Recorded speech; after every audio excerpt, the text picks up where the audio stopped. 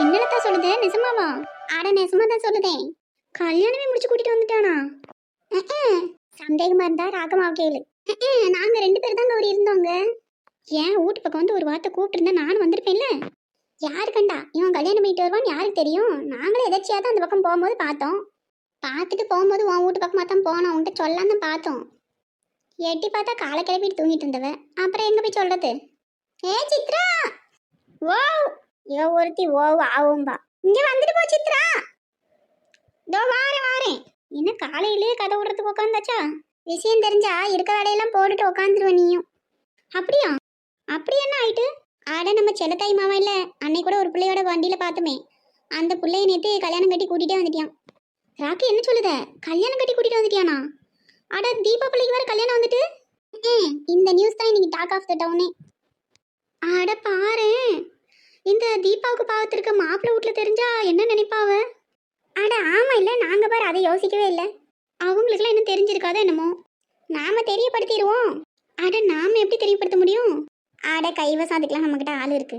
அப்படியா? யாரு? அவங்க நம்ம பக்கத்து ஊர் தான் பாத்துக்க. ஏன் நாதனக்காரி அங்கதான் இருக்கியா? அவகிட்ட ஒரு போனை போட்டு சொல்லி போய் சொல்ல சொன்ன சொல்லிவிடுவா. இதெல்லாம் ஒரு சோசியல் சர்வீஸ் தானே. அமுக்கமா தாலி கட்டிட்டு கூட்டிட்டு வந்திருக்காங்க. அவங்களுக்கு தெரிஞ்சாதான் ஆட்ட கலகட்டும். அதுவும் சரிதான். நீ போனை போட்டு சொல்லிடு. என்ன கல்யாணமே முடிஞ்சிட்டு அவங்க வந்து என்ன பண்ண போறாவ? அட பொண்ணு எடுக்கிற இடத்துல இப்படி ஒன்று நடந்தா சும்மா விட்டுருவாங்களா? அதுவும் மாப்பிள்ளை வீடு வேற கெட்ட காட்டுவாளுவல்ல. அது சரி. அப்ப அந்த சண்டை நடக்கும் போதாவது என்ன மறக்காம கூப்பிடுங்கப்பா. என்ன அட குரூப்ல மெசேஜ் போடுத, நீ வந்துரு. நீ ஒரு அலர்ட்டாவே இருக்க மாட்டேங்கிற பாத்துக்க. ஊர்ல என்ன நடக்குதுன்னு உனக்கு கொஞ்சம் கூட பொறுப்பு இல்ல. குரூப்ல ஆக்டிவா இரு. என்ன? ஆமா, இப்ப நான் வீட்டுக்கு போய் போன் போட்டு சொல்லிடுவேன். அங்க பாரு குப்பை கிளி போகுது. கூப்பிட்டு விஷயத்த சொல்லுவோமா? ஐயோ லதா, நீ வேற பேசாட்டி இரு. அட ஏன் ரக்கமா? போன வாரம் சீட்டு பணம் கிட்ட காசு பத்தலன்னு குப்பாய் கழுவிட்டு தான் 2000 வாங்கியிருந்தேன். 2 நாள்ல தரேன்னு வாங்கியிருந்தேன், இன்னும் கொடுக்கல. இப்போ அவளை கூப்பிட்டீங்கன்னா என்ன நார் அடிச்சு விட்டுருவா. நான் வேணா கிளம்புதேன், நீங்க கூப்பிட்டு பேசிட்டு வாங்க. என்ன? சரி சரி, நீ கிளம்பு. போய் உங்க நாத்தனாவுக்கு போனை போட்டு விஷயத்த சொல்லு. என்ன? குப்பாய் கழுவிட்ட பேசிட்டு ஏதாவது விஷயம் இருந்தா உனக்கு போன் போடுதேன். சரி, நான் வாரேன். குப்பாயம்மா, இவ ஒருத்தி அம்மா. நான் போறதுக்குள்ள கூப்பிடுறியா? அவ வந்து இப்ப என்ன தூக்கி போட்டு மிதிக்கணும் அதானே? போ சீக்கிரம் போ, வருது பாரு. என்னலதா அங்கிட்டு போறது நம்ம ராகமாலா? அது வந்து ஆமா குப்பாயம்மா, ராகமா தான். ஏன் கௌரி சொன்னேன்? நீ சும்மா இரு. நேத்து நீ மட்டும் சண்டை பார்த்தா இல்ல, நான் பார்க்க வேணாம் இன்னைக்கு.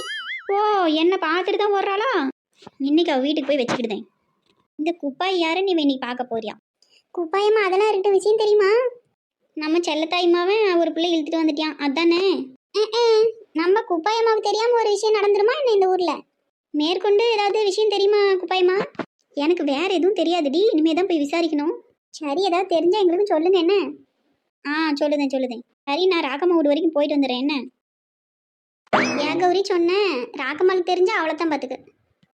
அது வந்து ஒரு ஃப்ளோவில் சொல்லிட்டேன். நீங்கள் 2 பேரும் அவட்ட போட்டு கொடுக்காம வந்தா சரி. நான் எதுக்கு சொல்லுதேன்? நான் போய் பொழப்ப பார்க்கேன். சோறு பொங்கிட்டு இருந்தேன், பெருங்காயம் வேணுமேனு வாங்க வந்தேன். சரி, நான் வாரேன். ஏதாவது தெரிஞ்சா ஃபோன் போடுங்க. அத்தா, குப்பாயம்மா போயிருக்கு. வா, ராகம்மா வீட்டுக்கு போவோம். எதுக்கு? நீ சொல்லி தான் குப்பாயம்மா இப்போ அங்கே போயிட்டுன்னு தெரிஞ்சது. ராகம்மா இருக்கா பாரு, ஒன்றை மட்டும் இல்லை என்னையும் சேர்த்து கடிச்சு வச்சிருவா. சரி, நீ போயிட்டு பார்த்துட்டு கடி வாங்கினீன்னா குரூப்ல மெசேஜ் போடு. என்ன? வாரேன். என்ன எல்லாரும் போயிட்டாளுவ? போகலாமா வேணாமா? ஐயோ அம்மா, கடிச்சாலும் கடிச்சு போவா சொன்ன மாதிரி. எப்படி நம்ம காதுக்கு வராமல் போக போகுது. அப்போ கேட்டு சந்தோஷப்பட்டுக்கோ. சாரதா, இப்படியே இருந்து அழுதுட்டு கிடந்து உன் உடம்புக்கு எடுத்துக்கிடாத. போனவ திரும்பி வரப்போறது இல்ல. நடந்ததெல்லாம் இல்லைன்னும் ஆயிட போறது இல்ல. எழுந்து போய் வேலையை பாருமா. நமக்கு இன்னொரு பிள்ளை இருக்கா, அவளை நினைச்சு மனசை தேத்திக்க. அவளுக்கு என்ன பண்ணணும்னு பாப்போம். பெத்த மனம் பித்து, புள்ள மனம் கல்லுன்னு சும்மாவா சொன்னாவ? அவ போயிட்டா அவ வாழ்க்கையை பார்த்துட்டு. என்னால அப்படி இருக்க முடியலங்க. என்னால மறக்கவே முடியலங்க. அதுக்காண்டி நீ இப்படி அழுதுட்டே இருந்தா எல்லாம் மாறிடுமா என்ன? கண்மணி, நீ காலேஜ் போகலையாமா? அம்மா இப்படி இருக்கும்போது நான் எப்படிப்பா காலேஜ் போவேன்? நான் நாளைக்கு போய்க்கிறேன்ப்பா. சரி மக்களே, நாளைக்கு போய்க்கிடலாம். அக்காவை நினைச்சு நீ இப்படியே வருத்தப்பட்டு இருக்க கூடாது. என்ன? சரிப்பா. அப்பா, எங்க 2 பேத்துக்கு சொல்லுதீங்க, உங்களுக்கு வருத்தம் இல்லையாப்பா? இருக்கதான் செய்யுது மக்களே. அதுக்காக நானும் உங்களை மாதிரி இப்படி இடிஞ்சு உட்காந்துட்டா குடும்பத்தை பார்க்க வேணாமா சொல்லு? இத்தனை வருஷம் வளர்த்த பிள்ளை இப்படி பண்ணிட்டு போயிட்டியான்னு மனசு பாரமா தான் இருக்கு. ஒரு வார்த்தை அவ என்கிட்ட சொல்லியிருந்தானா நான் அந்த பையனை வர சொல்லி பேசியிருப்பேன். அப்பா, அக்காவும் நல்லவதான்ப்பா. உங்களுக்கு பயந்துட்டு தான்ப்பா அவ சொல்லாம வந்திருப்பியா? அவளை ஒரே அடியா வெறுத்துறாதீப்பா. கண்மணி, இனி அவளை பத்தி இந்த வீட்ல யாரும் பேச வேணாம். நான் சொன்னது சொன்னதுதான். அவளுக்கும் இந்த குடும்பத்துக்கு இனிமே எந்த ஒட்டும் இல்ல, வரவும் இல்ல. சாரதா, எழுந்து போய் பொழப்ப பாரு. வீட்ல ஒரு பிள்ளை லவ் பண்ணிட்டு இருந்தது கூட தெரியாம இருந்திருக்கேன். அந்த கூறு இருந்தா ஏன் பொழப்பு ஏன் இப்படி இருக்கு? இப்படி எல்லாம் பண்ணுவான்னு யாருக்கு தெரியும்? அன்னைக்கு கல்யாணத்துக்கு போறேன்னு கிளம்பி போனா இல்ல, அப்ப துணிமணி எல்லாம் ஏதாவது எடுத்துட்டு போனாலா என்ன? இல்லங்க, அப்படி எதுவும் எடுத்துட்டு போன மாதிரி நான் பார்க்கல. கண்மணி, பீரோல போயிட்டு பாரு, அவ துணிமணி எல்லாம் எடுத்துட்டு போயிருக்காளான்னு. சரிப்பா. அவ பிளான் போட்டுதான் எல்லாம் பண்ணிருக்கியா, உனக்கு தான் எதுவும் தெரியாம இருந்திருக்கு. ஒரு நிமிஷம் பெத்தவங்க நம்மள இப்படி எல்லாம் வளர்த்திருப்பாவன்னு நினைச்சு பார்த்திருந்தானா இந்த மாதிரி பண்ணிருப்பாளா? அவ சந்தோஷம் மட்டும்தான் முக்கியம்னு நினைச்சு இப்படி பண்ணிட்டா என்ன? மாப்பிள்ளை வீட்டுல எல்லாம் சொல்லி சமாதானப்படுத்துறதுக்குள்ள எனக்கு போதும் போதும்னு ஆயிட்டு. என்னையா இப்படி பிள்ளைய வளர்த்தி வச்சிருக்கன்னு கேட்காத குறைதான். ஆனா மறைமுகமா எல்லாத்தையும் பேசிட்டாவ. ஆவி மாவ இப்படி பண்ணிட்டாளே. அப்பா. என்ன மக்களே, என்ன ஆயிட்டு? அவ துணியெல்லாம் எடுத்துட்டு போயிட்டா அப்படிதானே? எனக்கு எல்லாம் தெரியும், அவ எல்லாம் பிளான் போட்டு தான் பண்ணிருக்கா. இல்லப்பா, அவ துணியெல்லாம் அப்படியே தான் இருக்குப்பா. அப்படியா? எதுவுமே எடுத்துட்டு போகலையா? இல்லப்பா. ஆனா ஆனா என்ன மக்களே, சொல்லுமா. அப்பா, கல்யாணத்துக்காக வாங்கின நகை எதுவுமே பீரோல இல்லப்பா. என்னடி சொன்னியா?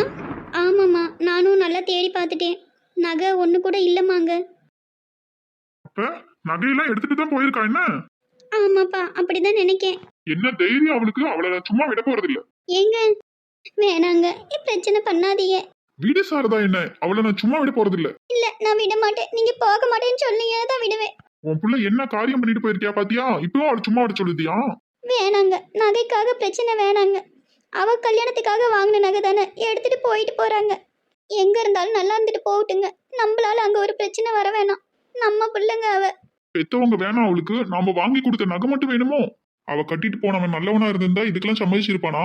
எங்கேயோ ஒரு கேடு கெட்டவன கல்யாணம் பண்ணியிருக்கா உன் அவ. அதனாலதான் நகையோட கூட்டிட்டு போயிருக்கேன். கடவுளே, இன்னும் நான் என்னென்னலாம் பார்க்க வேண்டியிருக்கோ தெரியலையே.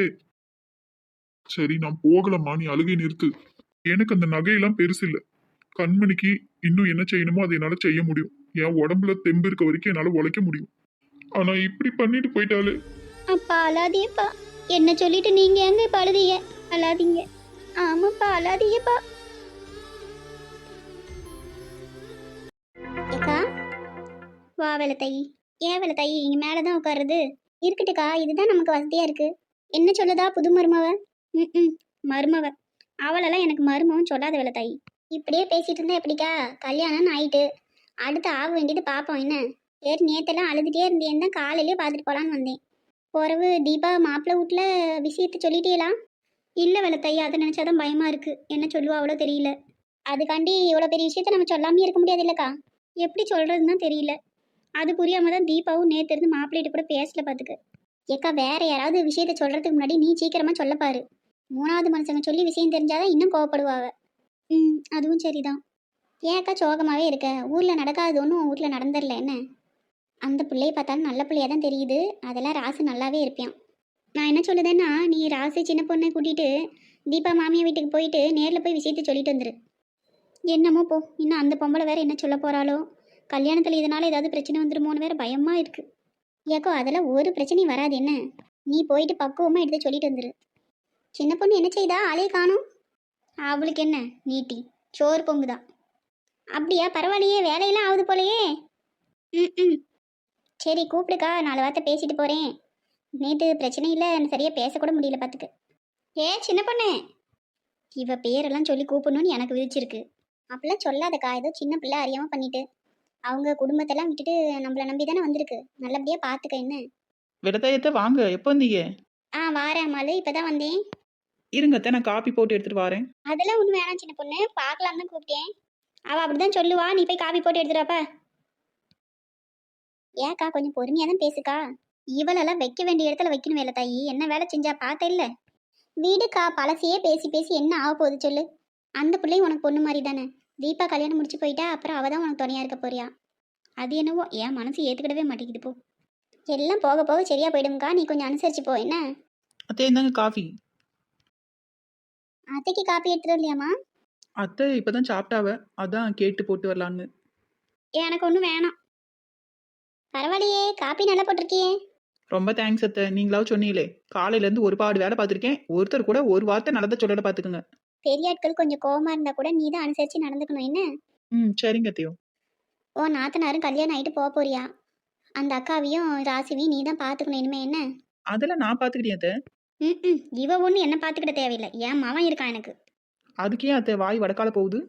பாத்தியா வேலை தாயி, நல்ல பிள்ளைன்னு சொன்னியே, என்ன பேச்சு பேசுதா பத்தியா? ஏக்கா விடுக்கா, ஏதோ விளையாட்டா பேசுதா. ஒன்றும் இல்லாமல் வந்தவளுக்குலாம் வாய்க்கா வரைக்கும் நீளுது. இன்னும் சீர் சனத்தையோட வந்திருந்தா என்னை தூக்கி தூர போட்டிருப்பா. என் பிள்ளைக்கு எங்கெங்க இருந்தெல்லாம் வந்து பொண்ணு கொடுக்குறேன்னு சொன்னாவ. ஜப்பான்ல ஜாக்கி சான் தங்கச்சி கேட்டாவ, அப்புறம் மைசூர் மகாராணி கேட்டாவன்னு அடிச்சு விடுங்க. வெறுங்கைய வீசிட்டு வந்தது இல்லாம வாய் வேற நீளுது உனக்கு. காலை உடச்சி காக்காய்க்கு போட்டுருவேன் பாத்துக்க. என் பேச்சை கேட்டு இங்க இருக்கிறதுனா இரு, இல்லைன்னா உங்க ஆத்தா வீட்டை பார்த்து போயிட்டே இரு. நான் எதுக்கு எங்க ஆத்தா வீட்டு பார்த்து போகணும்? நான் ஒன்னும் இழுத்துட்டு வரல, முறைப்படி கல்யாணம் பண்ணி தான் வந்திருக்கேன். நீங்களே தான் எங்களுக்கு கல்யாணம் பண்ணி வச்சிருக்கீங்க. ஏய் ஒன்ன ஏன் அத்தையோ அடுத்து என்ன பேசுறதுன்னு பாயிண்ட் கிடைக்கலையோ? ஒன்னேன்னு இழுக்குதியே. சரி என்னன்னு யோசிச்சுட்டு கூப்பிடுங்க, நான் போய் வேலையை பார்க்குது.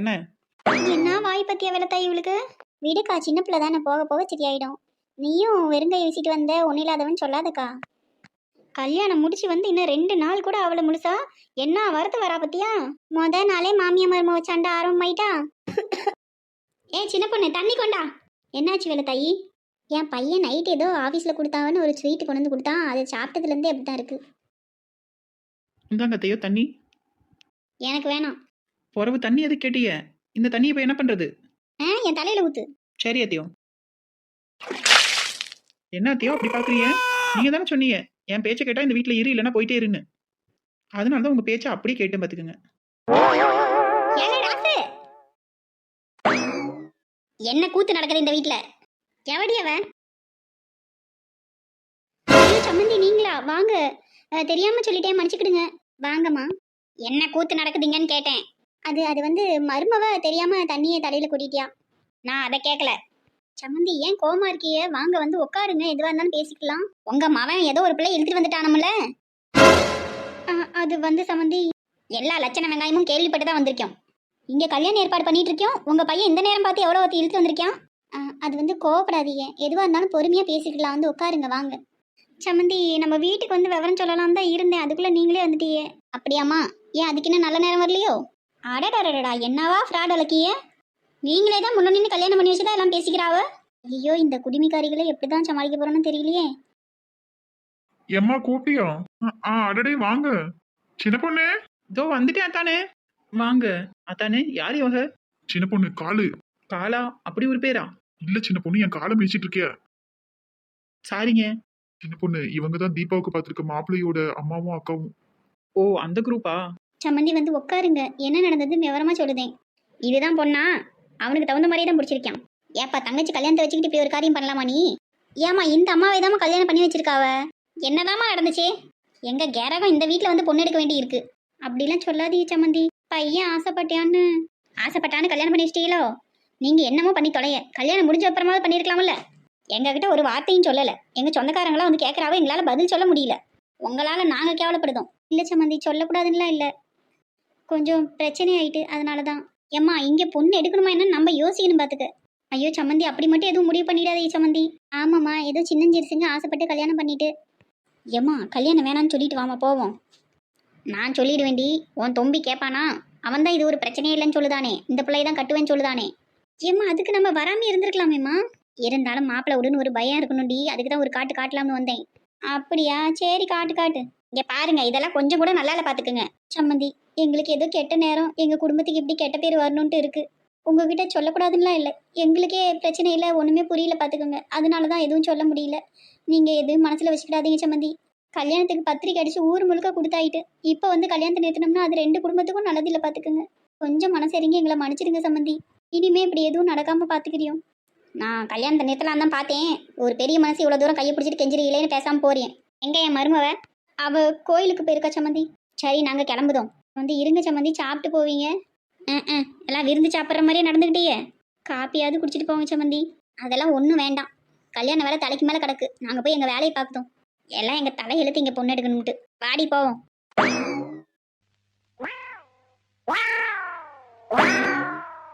பாத்தியா வேலை தாய் என்ன வரத்து வரான்னு. ஏக்கா இவகிட்டலாம் போய் எப்படிக்கா தீபா குப்பை கொட்ட போறியா? இவ்வளோ நாளாக மருமவன் நல்லா தான் பேசிட்டு இருந்தா வேலை தாய். என்ன செய்யறது, அவ தலையெடுத்து அங்கே தான் வச்சிருக்கு. மாப்பிள்ளை பையன் நல்ல பையன்தான், அவர் பார்த்துக்கிடுவாரு. சரிக்கா, அவ்வளவு பேசிட்டு போறாளுவ, நீ எதுவும் சங்கடப்படாத என்ன. ஆமா தீபா கோயிலுக்கு போயிருக்காளாக்கா? எந்த கோயிலுக்கு போயிருக்கா? அவ எந்த கோயிலுக்கு போறா? அவ இன்னும் தூங்கிட்டு தான் இருக்கா. பொட்ட பிள்ளை விடிஞ்சு இவ்வளோ நேரம் தூங்குறாளான்னு அதுக்கு என்னதான் காரி துப்புவா. அதனால தான் சொல்லலை வேலைத்தாயி, கோயிலுக்கு போயிருக்கேன்னு சொல்லி சமாளிச்சிட்டேன். சிரிக்காத வேலைத்தாயி, என் நிலமையை பத்தியா ரெண்டு விதமாக இருக்குது. அது ரெண்டையும் கூட எப்பயும் சமாளிக்கிறது தான். ஆனால் மூணாவதே பொண்ணு வந்திருக்கு பத்தியா, அதை சமாளிக்கிறத நினச்சாதான் என்னை யாரும் தேடாதீர்கள்னு எழுதி வச்சுட்டு ஓடி போயிடலான்னு தோணுது. அக்கா வீடுக்கா பார்த்துக்கிடலாம். அக்கா அடுத்து தீபா கல்யாண வேலையை பார்க்கலாம் என்ன? 2 பிள்ளைகளும் நல்லா இருப்பாவ.